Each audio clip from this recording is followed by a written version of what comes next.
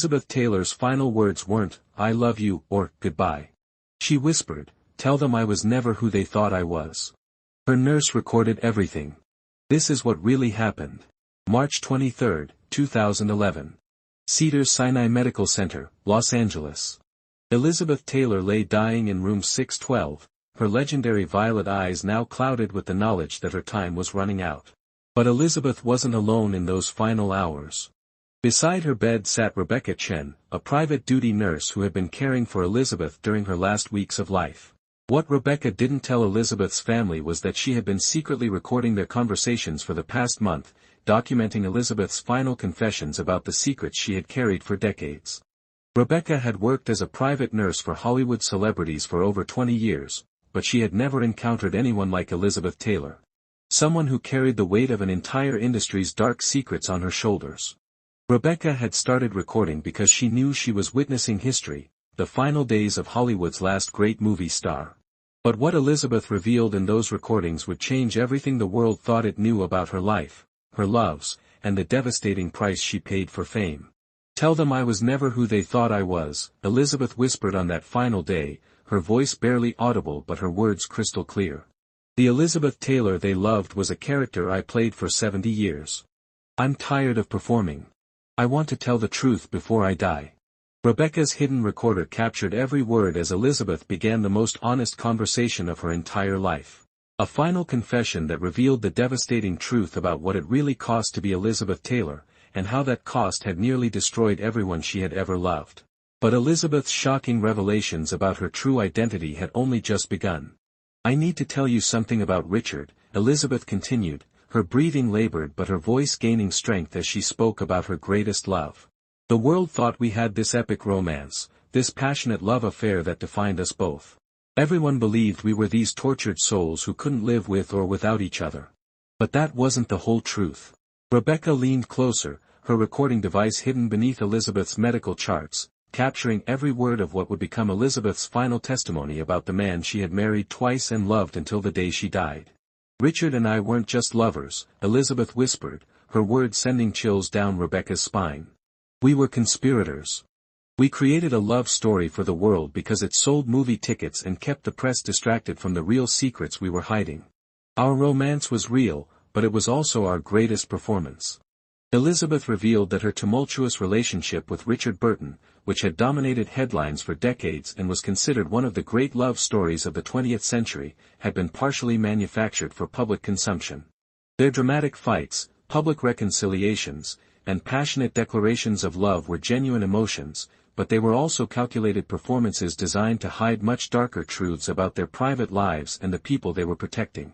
"Every time Richard and I had a public fight, every time we divorced and remarried, every time we made headlines with our passion or our drama, we were drawing attention away from something else," Elizabeth confessed. "The press was so obsessed with our romance, so fascinated by our emotional extremes, that they never looked deeper into what we were really doing behind closed doors, who we were really protecting, what secrets we were really keeping." Rebecca's recording captured the pain in Elizabeth's voice as she revealed how she and Richard had used their legendary love story as a deliberate smokescreen to protect other people in Hollywood who couldn't afford to have their secrets exposed to public scrutiny. But the most devastating revelation was still to come, a truth that would explain decades of Elizabeth's mysterious health problems. "I was never supposed to survive this long," Elizabeth whispered, her voice growing weaker but more urgent as she spoke about the conspiracy that had shaped her entire adult life. "The people who controlled my career, who made millions of dollars from my image, who built their fortunes on my fame, they had a plan for me from the very beginning. And that plan never included me living past the age of 50. Elizabeth revealed that from the earliest days of her adult career, powerful men in Hollywood had been systematically destroying her health through deliberately prescribed medications and dangerous medical procedures that were designed to weaken her, control her, and eventually kill her. Her well-documented struggles with addiction and chronic illness, which the public had attributed to the pressures of fame and personal tragedy, hadn't been accidents or unfortunate circumstances. They had been carefully orchestrated attempts to control and eventually eliminate her. Dr. Wilson, the studio physician who treated me for over 15 years, who was supposed to be helping me manage my health and my pain, he wasn't trying to cure me of anything," Elizabeth confessed to Rebecca's hidden recorder. He was slowly poisoning me with experimental drugs, with medications that were designed to create dependency and cause organ damage over time. Every time I went to him for help, every time I trusted him with my health and my life, he gave me something that made me weaker, more dependent, more controllable, closer to death. Rebecca's hand was shaking as she held the recording device, realizing she was documenting one of the most explosive confessions in Hollywood history. Elizabeth Taylor wasn't just revealing personal secrets about her relationships and career. She was exposing a systematic conspiracy to murder one of America's most beloved actresses, a conspiracy that had been operating for decades with complete impunity. The back surgery that nearly killed me in the 1980s, the operation that was supposed to help my chronic pain but instead left me worse than before, Elizabeth continued, that wasn't a medical necessity. Dr. Wilson convinced me I needed it, spent months preparing me psychologically for the procedure, but what he really did was deliberately damage my spine and nervous system. He wanted me bedridden, completely dependent on painkillers, unable to work or travel or speak out about what I knew. Elizabeth's recordings revealed that her decades of health problems, which the public had attributed to accidents, genetic predisposition, and the natural consequences of a high-stress lifestyle, had actually been the result of deliberate medical sabotage by doctors who were being paid substantial amounts of money to keep her weak, dependent, and eventually dead. I knew what they were doing to me, Elizabeth whispered, tears streaming down her face as Rebecca's recorder captured every word of her anguished confession. But I couldn't prove it, and I couldn't stop it without putting other people in danger. Every time I tried to get clean, to get healthy, to find doctors who would actually help me instead of harm me, they would create some new crisis, some new medical emergency that required immediate intervention and more medication, more procedures that weakened me further.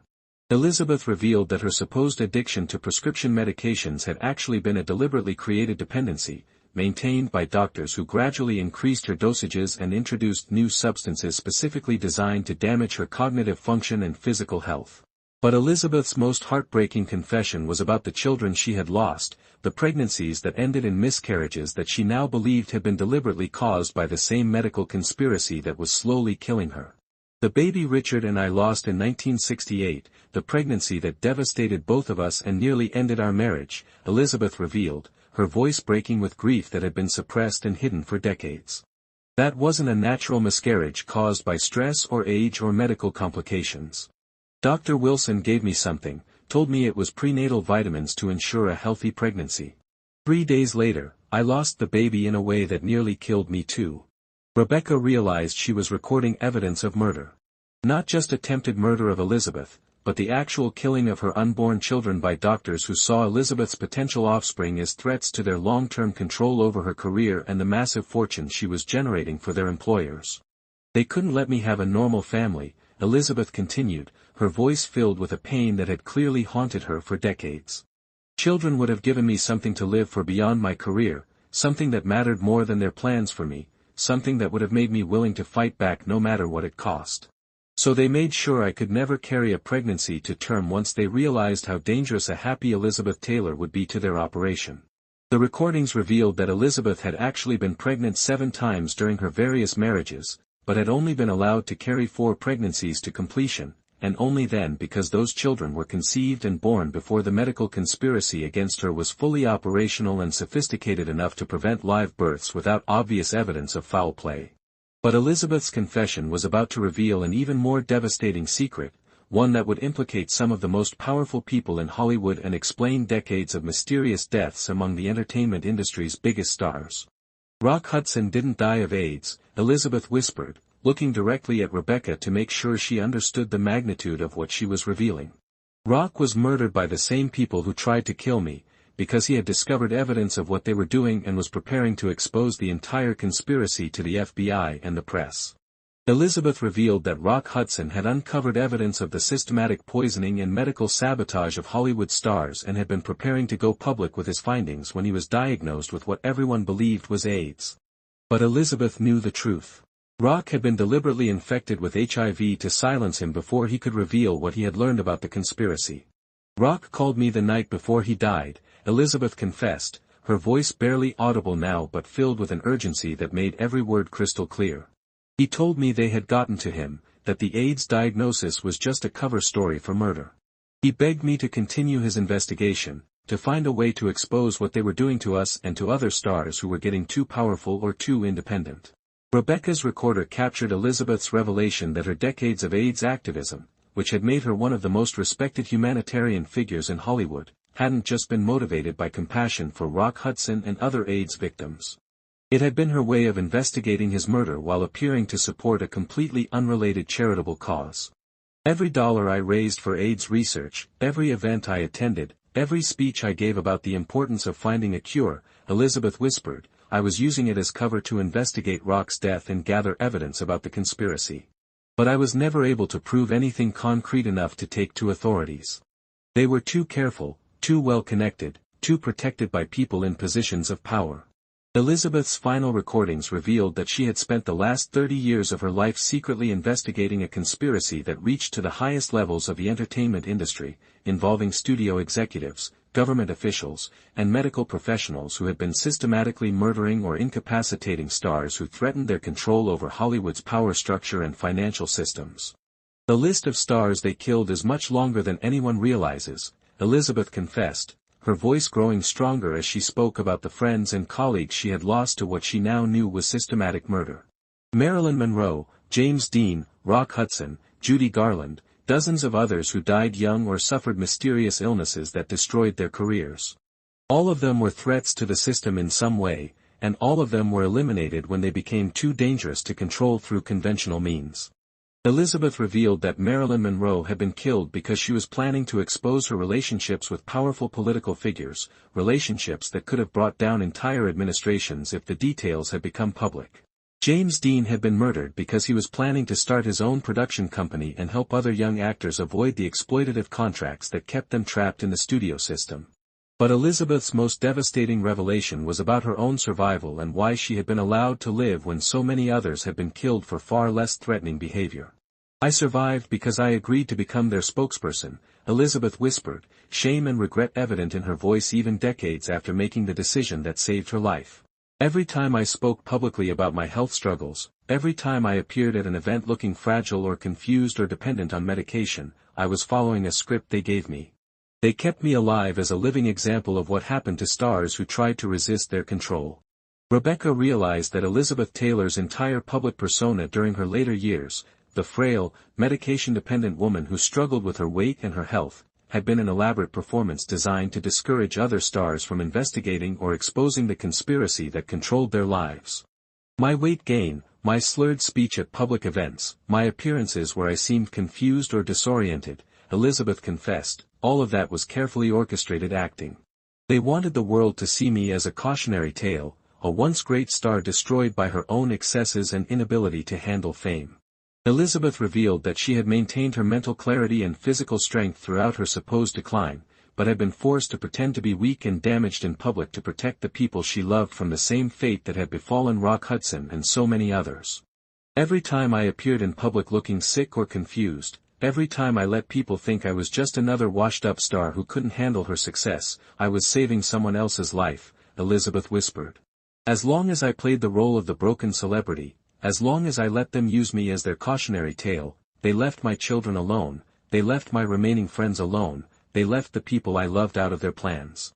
But Elizabeth's final words to Rebecca revealed the real reason she had agreed to make these recordings in her final days, despite the danger it might pose to people she cared about.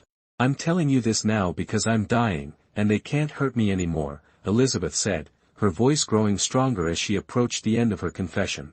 But more importantly, I'm telling you because there are still people out there who need to be warned, who need to know what they're really dealing with when they sign that first studio contract or accept that first big role. Elizabeth's last recorded words were a warning to future generations of actors and actresses about the true cost of fame in Hollywood and the real dangers that awaited anyone who became successful enough to threaten the established power structure. Tell them that success in this industry comes with a price that goes far beyond lost privacy or difficult relationships, Elizabeth whispered, her breathing becoming more labored but her voice remaining clear and urgent. Tell them that there are people who will literally kill to maintain control over the stars they create, and that fame at the highest levels means becoming a target for forces they can't even imagine. Rebecca's final recording captured Elizabeth's last conscious words, spoken with the clarity and strength of someone who had finally found the courage to tell the truth she had been hiding for 70 years. I may have been Elizabeth Taylor to the world, but I was never free to be myself. Don't let them do that to anyone else. The truth is more important than protecting an industry built on lies and murder. Elizabeth Taylor died 3 hours later, taking with her 70 years of secrets that would have destroyed Hollywood if they had ever been proven in court. Rebecca Chen kept the recording secret for 12 years, but recently decided that Elizabeth's final wish, to warn others about the true dangers of fame, was more important than protecting the industry that had slowly killed the woman she had cared for in those final days. The world mourned Elizabeth Taylor as a movie icon and humanitarian activist. But Rebecca's secret recordings reveal that Elizabeth's greatest performance was convincing the world she was just another Hollywood casualty, when in reality she had been a warrior fighting a secret battle against a conspiracy that had been murdering stars for decades. Elizabeth Taylor's final words weren't a goodbye to her loved ones or a reflection on her legendary career. They were a desperate warning about the price of fame and a final attempt to protect future generations from the fate that had befallen so many of Hollywood's brightest stars. Rebecca Chen still has those recordings, and Elizabeth's voice still whispers across the years with a message that grows more urgent with each passing day: tell them I was never who they thought I was. Tell them the truth about what this industry really costs. Tell them not to trust anyone who promises them everything they've ever dreamed of, because dreams in Hollywood always come with a price that no one should have to pay.